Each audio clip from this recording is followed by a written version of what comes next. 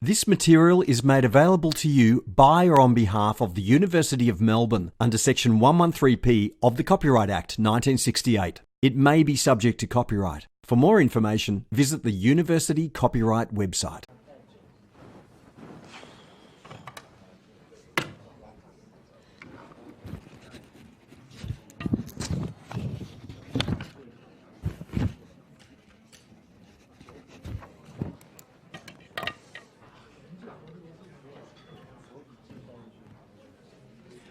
Right. We got mic. Yes. Okay. Right. Couple of things before we get underway.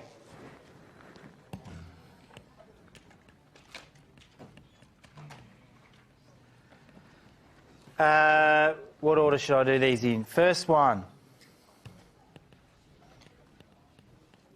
Brief solutions to the first assignment are up on LMS. If you go and check out the assignments left-hand subject menu, your assignments are in the process of being marked. You'll see the marks as they appear in your grades list. So if yours hasn't been marked yet, don't worry, it's probably in the process. If you have, all good. But go and check out the solutions to see how you went with that. What else?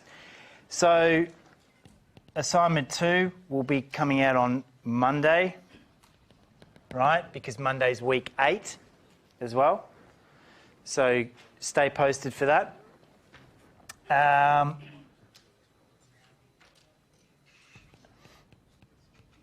need someone to be a class rep for the SSLC committee. No one has volunteered yet, and it's okay because there's about a dozen subjects where no one has volunteered for in electrical engineering. So if you are interested, please come down and see me after the lecture and I'll point you in the right direction. It's a free pizza lunch. You get to air any complaints you have or whatever, or praise the good things. So yeah, do it if you can. That's my sell for it. I've got 2 other things to point out. Maybe I'll go to my little graphic here and zoom in a bit where we are and give you a bit more of an idea about what's happening, particularly with respect to the workshops where some people are getting a bit panicky about things. So firstly, this is the original timetable that was put up at the start of the semester, and I inbuilt, because it's a new subject, I inbuilt a week worth of slack just in case things crept over, and they have already. If you notice, we are doing multitasking in this slot here, right? So we're sort of a week behind, and with the rest of these things, I do expect maybe we'll lose a lecture as well, sort of things will creep out according to my plan. So maybe I'll annotate this. So we are actually how do I do this? We are here, but we are doing this. So next week, I'm not going to be here. I'll be overseas at a conference. So next week, you'll be doing scheduling and first part of invariance and temporal logic, same time, same place, but with Iman, if you've had Iman before from electrical engineering. Okay, so he'll be taking you for these 2 lectures next week. All right. Now, in terms of the workshops, so you note that there are 3 workshops that are called robot design. There is no further instructions for those workshops. Why? This week, most of you will be doing the climber version of the robot in C, so using the accelerometer and the cliff edge sensors in order to be able to climb an incline. Then next workshop, you will be doing the last 2 workshops that were done in C, but in LabVIEW, which adopts what's called, it uses state charts to represent the state machines, and you'll learn to love it compared to writing state machines in C, okay, which can be very messy and hard to visualise. So if you think of this workshop here as essentially being those 2 added together, but this time in LabVIEW. So you've got to do the same tasks, but just in LabVIEW this time. And that's why there's only 1 workshop slot for that, because you should be able to translate your algorithm straight from C into LabVIEW fairly easily. Okay, so that's the workshop next week, or Friday, for those of you who have on Friday, is the sum of those 2.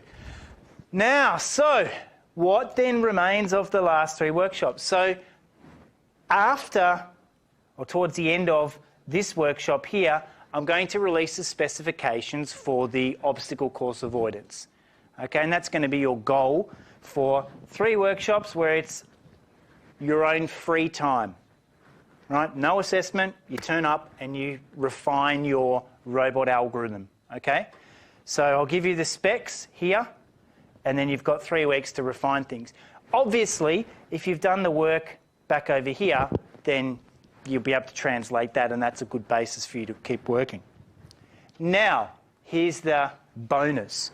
For those of you who have struggled with all of this, in these free range workshops, you have the option to go back and complete any outstanding tasks of the previous workshops. Okay? So you can, in these 3 workshops, retrospectively go back and complete any task from any workshop and receive the marks for it. Okay? So, sure, if you've already completed them, that's all right. You just focus on what needs to come. If you want to go back and achieve the marks for any of these things, then go back and do it. Okay? Yeah, that's pretty much it, I think, in terms of announcements. Yep, that's all I got. So don't be surprised on Monday morning when I'm not here next week. Okay, I will send out an announcement formalising all of this soon anyway.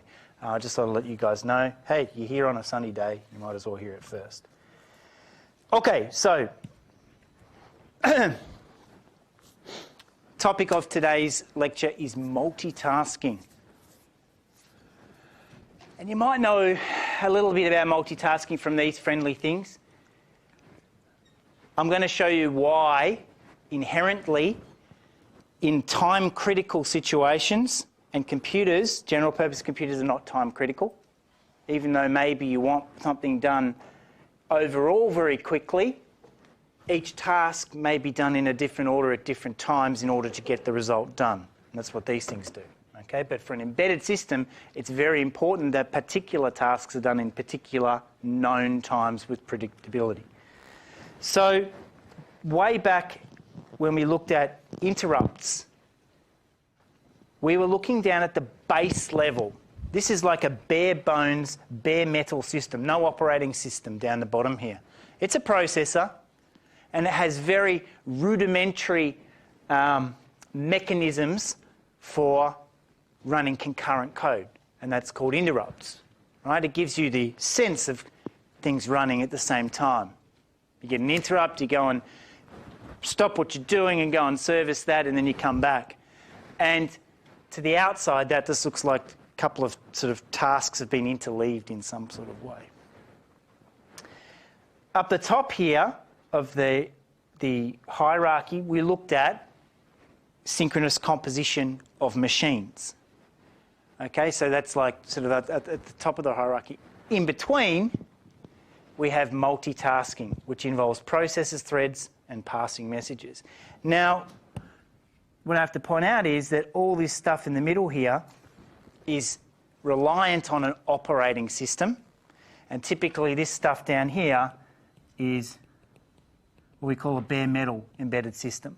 There is no concept of an operating system. There's no safety net to protect you against doing very bad things down at the bottom lowest level here. Okay? Unfortunately, a lot of programmers who write C code, and C code turns into embedded code when you compile it for a small architecture, tend to run at this level here. Okay? On the premise that there's an operating system, and that leads to essentially a lot of difficulties, which we'll see, right, with respect to things being overwritten, things going crazy. Okay, so today I'm going to look. So I'll just say again that all these things here support concurrency, which is important, right? Why do we want concurrency? Many reasons. So why would we want some sort of system to be able to do things concurrently? Well, there's a whole bunch of reasons here. reacting to external interrupts. Okay, so sometimes if an interrupt comes in, you have to respond almost simultaneously to that thing happening. And it's in the middle of doing another task. So it looks like it's a concurrent thing that's happened. Exception handling. This is an interesting one. So if a piece of code is running and there's an exception that happens, then that's a software interrupt. The OS basically has to catch it and sort of shut it down and then just jump out of it. So if you think of like running something on a command line and your piece of code just breaks and gets a seg fault, right, that's an exception, bang, it's jumped out of it. That's where we need concurrency, some sort of OS checker that's making sure that everything's running fine. The big one here is creating the illusion of simultaneously running different programs on a single microprocessor. So let's forget about having multi-processor machines. It's getting very complicated. Even on a single processor machine, we can give the illusion that we're doing two things at once, just by rapidly context switching between them. Okay? Do a little bit of one, do a little bit of the other. We'll talk a bit about the mechanisms about that in a minute. As I said, the other reason for concurrency would be to exploit any parallelism we may have in the hardware. So for instance, we've got multiple CPUs or multiple cores on the same functional chip, then we can exploit concurrency by telling those processes to do different things at the same time.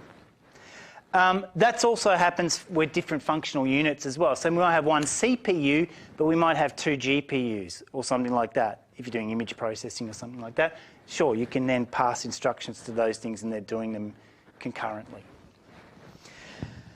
All right, so the problem with all of this is concurrency is great because, as I said, it allows us to be able to respond to things and be a bit flexible with what we do, but it also then makes systems very unsafe and very hard to predict the behaviour of. So we're going to be talking about what are called threads today. Now, the best place to start on this slide probably is down the bottom here, about what threads are here. So a process is something, let's think of running an executable file, right? Or a piece of C code, and that's a process that's created in an operating system. Now, within that process, so the process gets reserved a chunk of memory by an operating system. Yeah, go and use that. Within that chunk of memory, within that process, you can create multiple threads that are doing things concurrently inside there. Okay, so a process has collections of threads all doing concurrent things going on.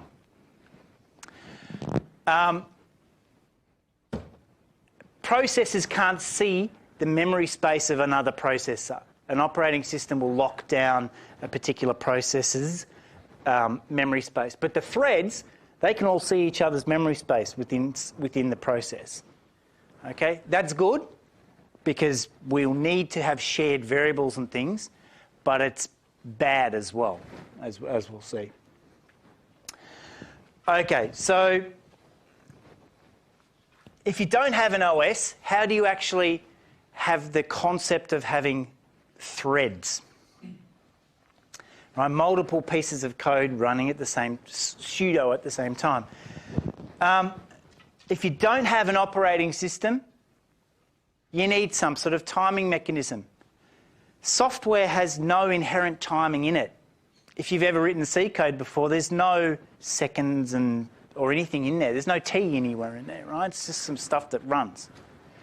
So typically without an OS, you have an interrupt. So you set a little timer going and then maybe every 100 milliseconds causes an interrupt, and you can rapidly switch context between threads in order to give you multitasking that way. When you start moving up the hierarchy to general OSs, like Linux, Windows, OS X, those sorts of things, they give you thread libraries to deal with when you're writing code. And what thread libraries do, they give you the mechanism for creating concurrent pieces of code running, but they give you absolutely no guarantee about when they will run. Okay? No fixed guarantees. Now, once again, this is alarm systems going off in your mind. If you've got some code, multiple threads that can be running, but which instructions in which threads are running at one time is basically up to the OS to decide. The OS is the one that decides who can have a bit of time and who can't. Now, there are so-called real-time operating systems, RTOSs, like FreeRTS, VxWorks, RT Linux. They're not real-time. Real-time is a gimmick, okay? It doesn't mean anything. All these systems do is they have a bit more control over when threads are scheduled to run. Okay, so these big OSs, you can run a process in Linux or Unix or even OS X and tell it a priority. I want this one to really have a huge priority. And the OS will probably just ignore that. Yeah, I guarantee it will. When you run an RTOS, it has inbuilt mechanisms in there in order to actually respect a bit priorities of switching threads. Okay, so for instance, you've got two threads running, you give one priority 2, priority 1 gets the go-ahead to execute. Okay, so thread libraries are the way of allowing us to have concurrency in systems where there are OSs on top of things, okay? Interrupts are a mechanism for very low-level way of doing things. So we're going to all assume now, so far, well, for the rest of this, we're just going to assume one CPU. I say CPU, MCU, whatever you want to call it. One microcontroller, one microprocessor, one CPU at the moment. We're not going to talk about multiple cores and things like that. It starts getting really, really messy. Okay, so what's this pthreads business? I won't harp on about this too much at all, but I have to because we're going to use the libraries to show you some stuff today. Pthreads, it's an API, so it means it's an application programming interface. It gives you some nice functions to do stuff, and you just invoke the functions. That's all an API is. So it's a library of C procedures. And what this does is it allows you to run multi-threaded programs or processes, right, with multiple threads. And I'm assuming most of you have not done that in C so far. So we're going to see how interesting it becomes. I won't talk too much about this. In Java, oops, I got the wrong pointer. If you've ever used Java before, Java actually has threading sort of already been built into it, but C does not. You need the pthreads API for it. Okay, so I'm going to launch into C code because we have to have a concrete example. I can't just tell you threads are bad or threads are very difficult to work out what's going on unless I give you a proper example. What on earth is going on here? So this is just the pthreads API C library. So we've got to include the header file. And that gives us some functions to use in there. Now, 2 bits of code here. So there's a main function doing some stuff, and there's a thread function up here that we could write to do something. Okay? So let's start off in the main function, and so we won't worry about thread function just for the moment. Now, the main function, the first thing it does is it declares something called a thread ID with a type called pthread. Now, we don't need to worry too much about that. It's defined in the header. If you want to know how much space it takes up or whatever, yeah, go and look up the header. But it is our mechanism for identifying a new thread that we create and giving it a handle and having some control over it. Okay, we're also going to declare something a little funny, a pointer to nothing called exit status. Now, C is very weak in the sense that you can declare things as pointers to nothing, like that, pointer to nothing. Huh? What the heck?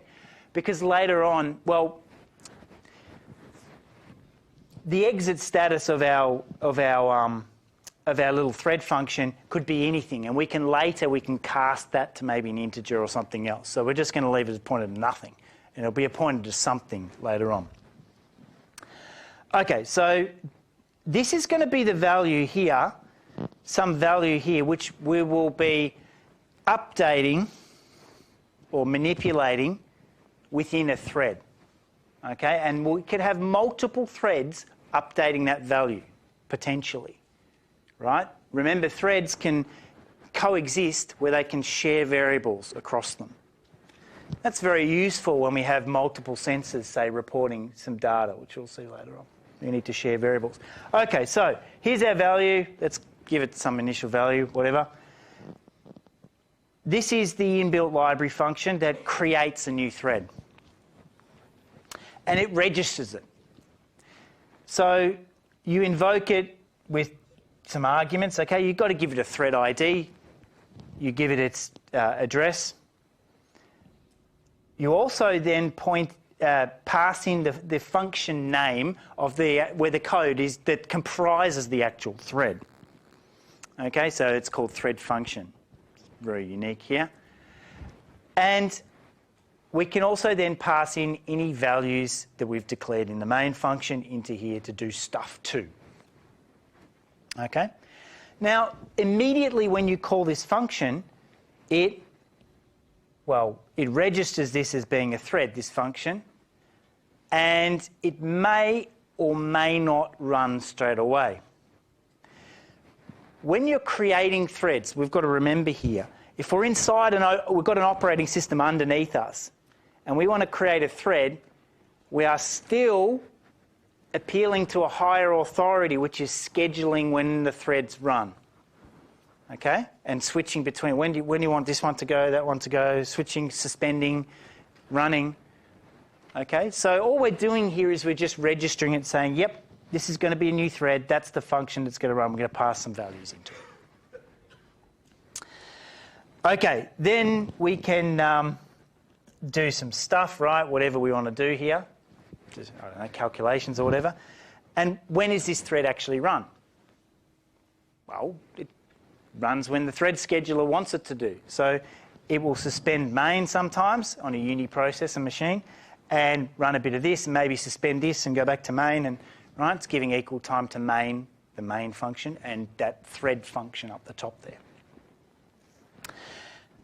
This little line here is a line, a special function again, pthread join, which what it does is it basically won't let code execute beyond that point unless the thread with thread ID has completed. This is a very strange concept here, that we have to ensure that a thread completes in some way. Okay, and so this thread will do stuff. We don't care what it does, but eventually it'll return something, and then it will allow it to move on to this return 0 and then get out of main. Now, why do we care about that? In embedded systems, we have to be very careful that if we have a main function, a process, and we start initiating all these threads and they're all doing things, what if we hit return 0 at the bottom of the main function? The process stops. And the threads are in some unknown state. Some may not have even started running, right? Some may be in the middle of a computation, whatever. So this line here, as I said, it ensures that this line will not be crossed until the thread with that ID has returned. Okay, so we know it's been completed. Okay, so it's a little funny. If you're a computer programmer, the sign of a piece of code running nicely is that eventually the prompt appears again, right? It terminates. You get a return value or something, right? You run something, it terminates. In embedded systems, that's not the case. If a process terminates in an embedded system, means the whole thing has stopped, basically. If you think about an embedded system being some little processor that's sitting there, right, and suddenly main has exited with no OS on there, what on earth is it doing? There's still a clock ticking. there's still an instruction register in there being loaded. What on earth is happening? Interesting. So we have to be very careful, in particular if we have main functions that actually do end up returning, that we ensure that the threads go to completion, but also we may not ever want to get out of the main function. We may want an infinite loop here, really. Okay, so embedded systems, you generally always want to keep code running, particularly because if you just leave the processor idle there with the clock ticking, anything can happen. Something funny may get loaded in the instruction register and off it goes. It starts doing stuff. All right, so here's a little piece of code showing you some of the issues that can arise with threads from a very simple perspective. And it's not clearly obvious about what's happening. Okay, so let's analyse the code. It's a little example from here, but now we've actually defined what the thread function is. Okay, so here's a thread ID. We're going to declare it using the special type to declare a thread ID. We'll make a status a pointer to nothing called status. And we're going to create the thread, right? So we're registering it to go. It's there. OS, run it when you feel like it or when you're ready, okay? And don't get past this point until that thread has actually gone to completion. So this is a bit trivial in the sense that, well, nothing else is going to be happening, right? We're not going to be switching between this and this because there's only one line there. Okay, so what happens here? So then, okay, what happens in our little thread? Well, it just has no arguments. Int ret 42, return the address of that variable 42. Okay, so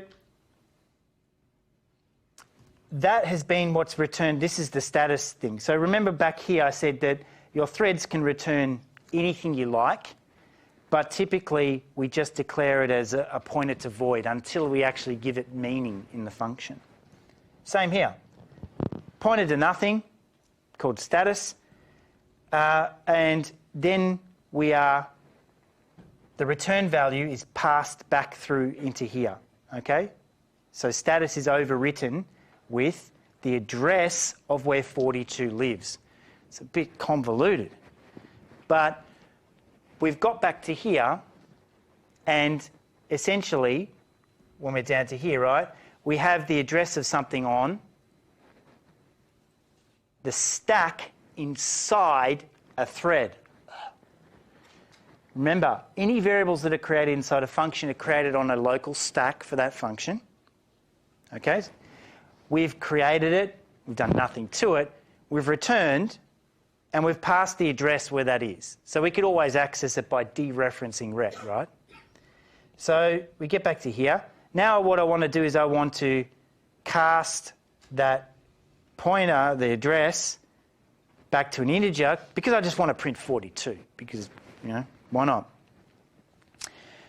What actually happens here is it won't print 42. I don't even know what it will print, actually. What? Huh? So by passing back a pointer to a local variable in a thread back to a main program here, right, once we return out of here, we essentially remove all the items off the stack. We are now calling another function. Yes, believe it or not, printf is a function, and a function call, and I don't have the printf code here, but a function call pushes things on the stack and it creates variables inside printf. I don't even know how printf works. It probably runs through an array or something, you're printing characters out or something like that. But the point is that printf probably has all these internal variables it's creating, pushing on the stack, and it actually ends up overwriting that value, right, which was 42. It gets overwritten. So depending on the compiler you have, go and type this code out and just see what comes out. I wonder what will actually come out, but it probably won't be 42. Probably guaranteed it won't be 42 here, okay, because it gets overwritten by some other function which you think is fairly harmless. Okay, so we have to be very careful, right? just calling an ordinary printf function could overwrite something that perhaps we wanted to keep that was part of the thread. Okay, so threads share variables, right? And this is going to be tied in with our sensor idea of sharing sensor data. Threads may or may not begin running after they're created. Why? Because it's up to the OS to decide. It knows the resources, it knows when it wants to do things, whatever scheduling algorithm there is there. Now, if a thread's running, it's a bunch of instructions, and a thread can then be suspended, because if we want the idea of concurrency, we want multiple threads running where we can suspend one and resume another, and then suspend that, maybe go back to that other thread, resume that one, suspend that, go to a third one, right? So we're suspending and resuming these threads to give us the whole concept of concurrency, that things are happening at once, just because they're happening quickly. Now, you can suspend any thread between two atomic instructions. What does atomic mean? Well, in physics, right, an atom is indivisible, right? So in embedded systems, an instruction that's atomic means that it is a standalone instruction. It has no division to it, okay? So we can suspend between two atomic instructions. But note, C statements are not atomic instructions. Printf is not a single instruction, okay? If I'm running the printf function, there's obviously a lot of code in there, right? So there are multiple instructions. So I can actually have, for instance, a thread resume in the middle of me doing a printf statement, okay? Because that's a function that can be interrupted. It's not an atomic instruction in any way. How you typically find what atomic instructions are, you've got to go down to the machine code level, right? If there's a processor and it can issue one instruction at a time, then maybe you can look up the instruction list and know which instructions are atomic, indivisible. They cannot be interrupted in any way. And we're very careful about that. You can give threads priorities. Once again, an operating system can determine that. Depending on the system, they could be respected or not respected. And threads also may block each other. And they use things called semaphores or signs, or mutexes, which stands for mutually exclusives, which we'll do later on to show how that's implemented. Okay, so let's say we had a list of two threads. We've got two threads with 4 instructions each. Okay, thread 1, thread 2, A, B, C, D are the instructions.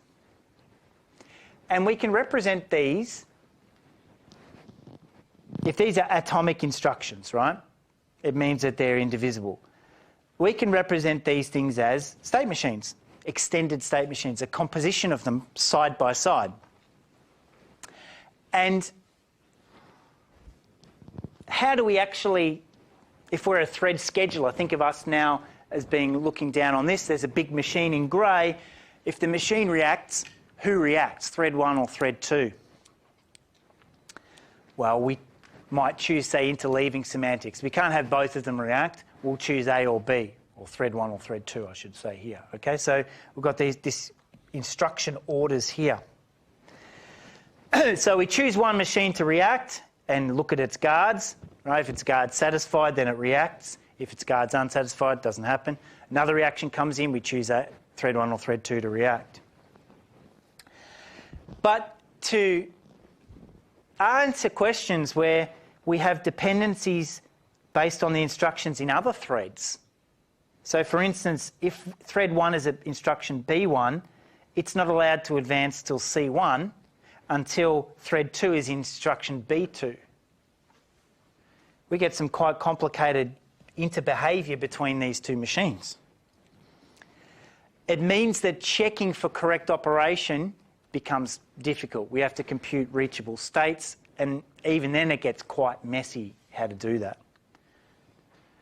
Okay, so representing threads in this state machine format, it can help us visualize things, but as we'll see, even the concept of what are atomic instructions is not clear anyway. So even defining these as lines of C code isn't necessarily right, because they might be multiple instructions on the processor.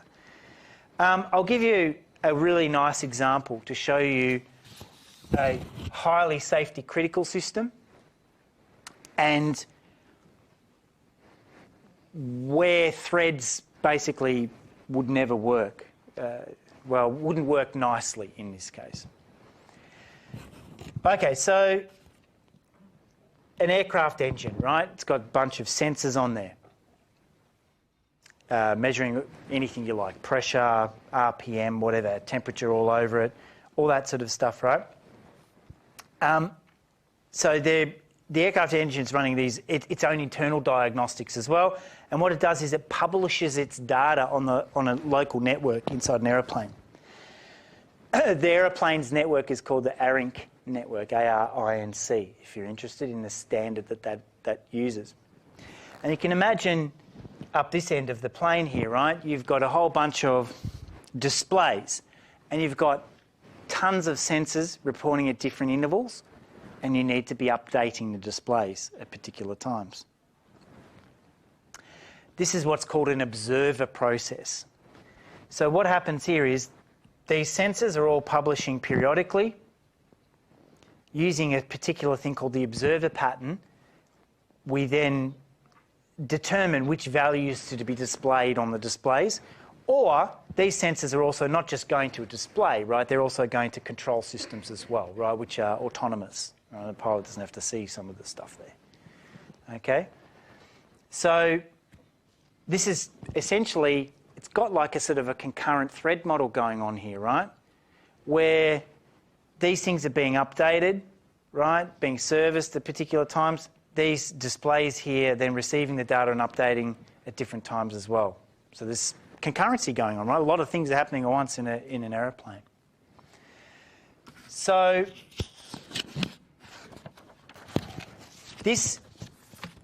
the mechanism for all of this wasn't formalised till the 90s, basically, but people were doing it before then, but didn't have a formal way of doing it. And you can look up the book for it, right? It's heavy reading, but it defines what's called the observer pattern. It's a one-to-many dependency. So in the case of the engine, right, you've got even just one sensor on the engine. It has to fan out to multiple observers.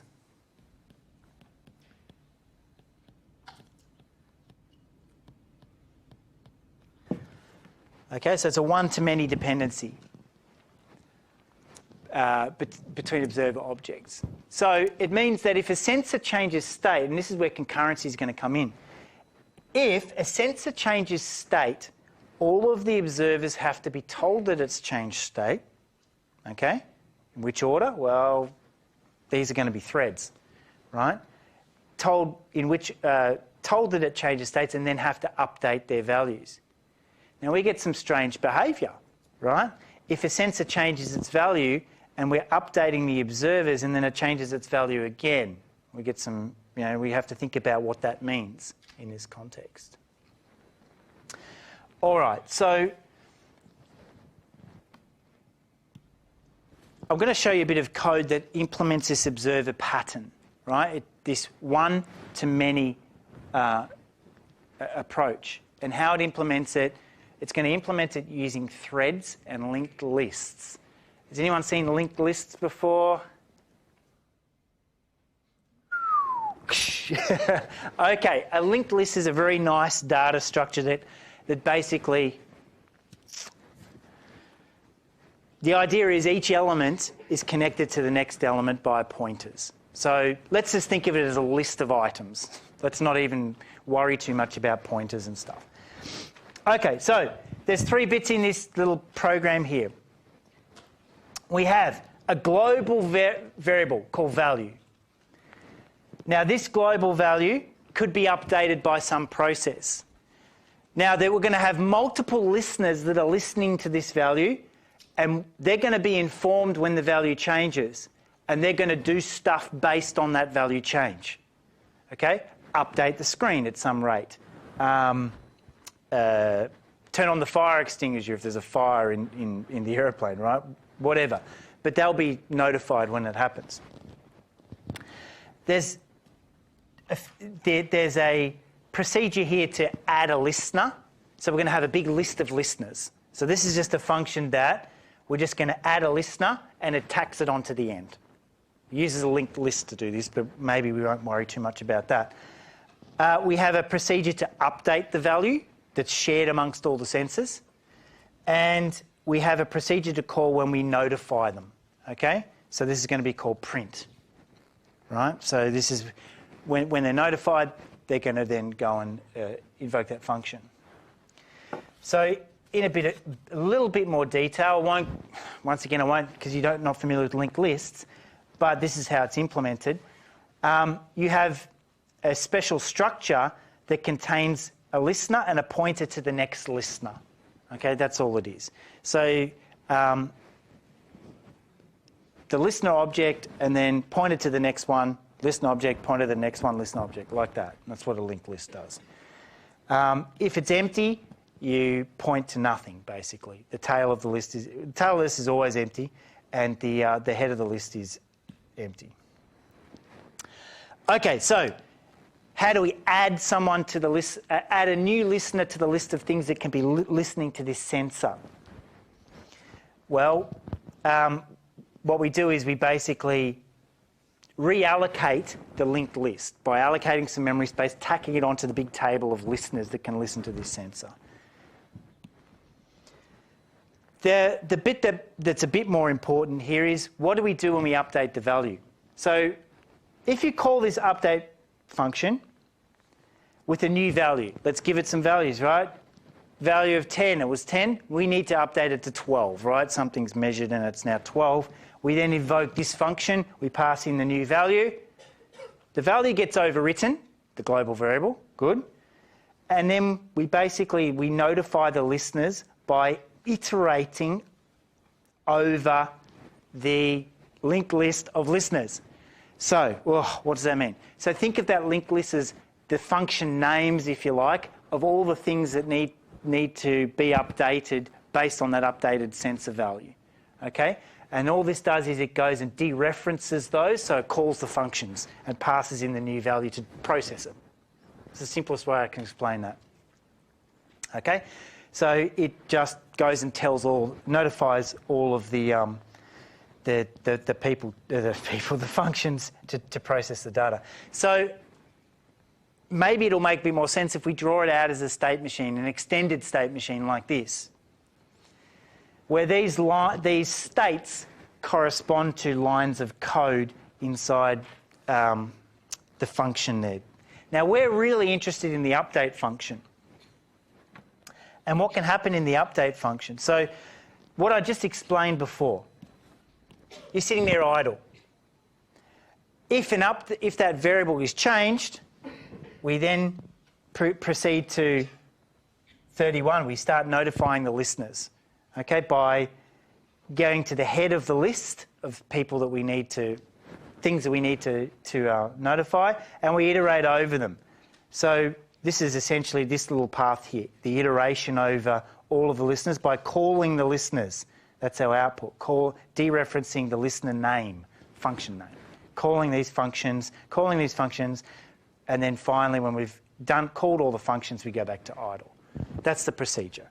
Change value, start calling all the functions over and over and over again, and then come back to here.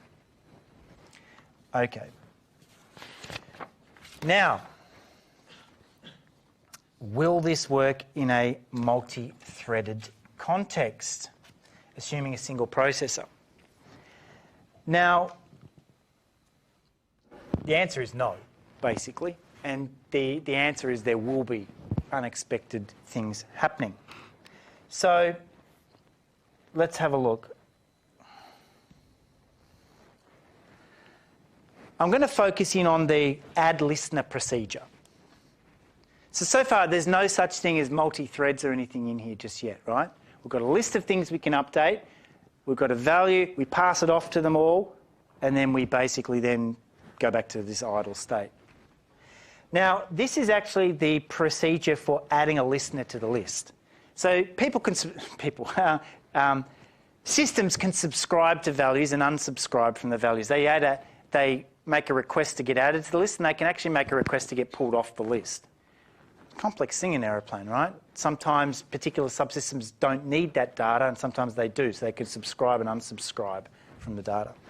So this is the procedure to add a listener. And so what happens here is basically we check if the list is empty. If the list's empty, we populate the list with the first element, and then we set the next element to be null, right? Nothing. There's only one element in there.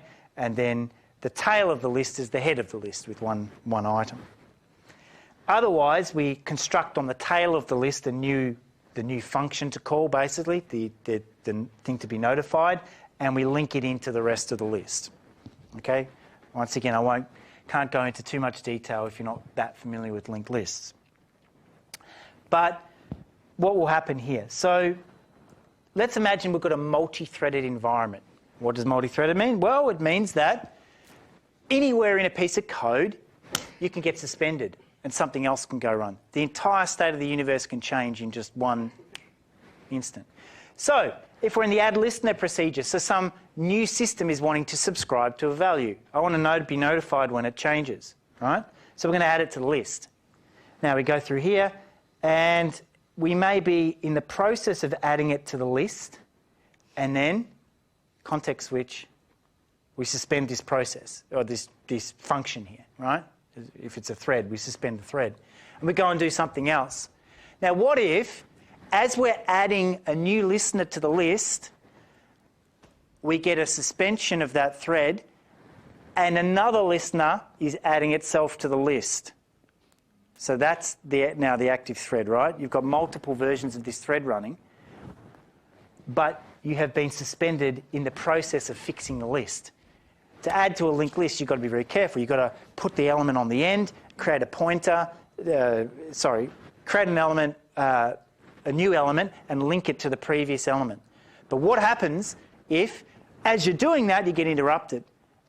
What's the state of that list? It's like it's sort of been broken, really. It hasn't been linked in properly.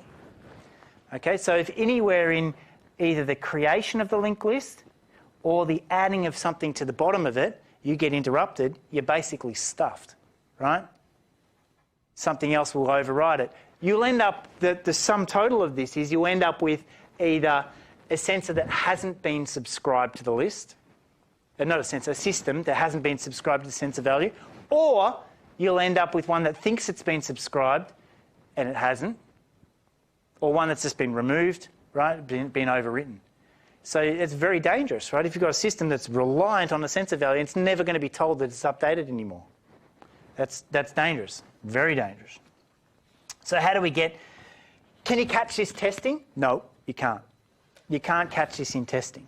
You can really only catch it in the field, because when do the threads get scheduled to run? Well, it's almost random when that happens, right? The thread scheduler is doing stuff whenever it feels like it. Might depend on the temperature, right? So yeah, it's very hard to detect. So how do we get around it? I'm not going to talk too much about bucket loads of code, but it's a very simple idea. There's a function in the API called mutex lock, mutual exclusive lock. So mutex sounds cool, but it's mutually exclusive. Now the idea is if you can provide a mechanism that can lock other threads from running that piece of code, then maybe you can get around it. So what this function does is, if we declare a special thing called a mutex, and we're going to call it lock, it's just a special type, and what we do is immediately inside the add listener procedure, we call the locking function. What that means is that that thread, that add listener thread, has control, if you like. It's locked the code in here, right? If we have a thread, a context switch come along and another thread calls the add listener, it cannot execute any code beyond this line Because another thread has the lock on this function. Okay? That's going to get around the whole problem of if we're in the middle of doing something very important and another thread calls the same function in this case and starts doing other things, and we've got a big problem. So what we do is we lock it. So we do a mutex lock. So this locks the function, and now no other thread can execute beyond this line until the thread that has the lock of that function is released it. And we do that with the unlock function. Okay, and we can do the same in the main function as well, or the update function. So lock it here. So while we're actually notifying all the listeners here, this is notifying all the listeners, going over the special list of listeners by notifying them because new values come in, we lock it. That means we can't, if this is a threaded environment, right, where update could be multiple threaded, right, or we could actually still be adding listeners as well. We could have a crazy situation where as you're notifying them, you are building the list as well at the same time, right? That's not going to help, is it, right? You might be constructing the list and you are notifying them and you're switching between those two tasks. So you could get to a situation where you get to the end of the list because you're still in the process of adding that last guy on there and you dereference a null pointer and the whole thing just dies. Okay? So you can use these functions to basically, lock pieces of code down that cannot be executed simultaneously with threads. And that makes things safe, but it gives us what's called deadlock. So it's a funny situation. We want threads because we want things to be able to be happening sort of concurrently, right? But now we're going to have to put all these locks in place because there's bits of codes where we don't want concurrency because it could completely break us here. It's like breaking something and then on purpose and then having to patch it up again. So there is a solution to it. The solution could be in the update procedure here, locking this function, right? So no other threads can be executing this code. Copying that list, then iterating over the copy by notifying them, but then unlocking the function, right? Doing this is very restrictive, right? Because you're basically, there's almost no concurrency here because you're locking multiple threads from running this and you're locking multiple threads from running that. Okay? So our relaxation is to maybe unlock it here, but what we do is we iterate over a copy of the list. Right? Because at least if some other process thread is updating the list, we're actually only running on a copy of it that hasn't been updated. It's a lot of mucking around here, and it still doesn't solve the problem. There's still a big problem here in the ordering of when things are actually received. In this code, and in this code here, if we think about the sensor to observer model, we could end up with a situation where a sensor sends two values out close together, and with the locks going on and things like that, you may have, let's say the cockpit display is one of the listeners. It actually might be such that the two sensor values come out of order, okay, because of locking and stuff like that, right? So you're sitting there watching it, two messages come in, bang, bang. The first message is engines, well, from the sensor, engine okay, engine on fire, right?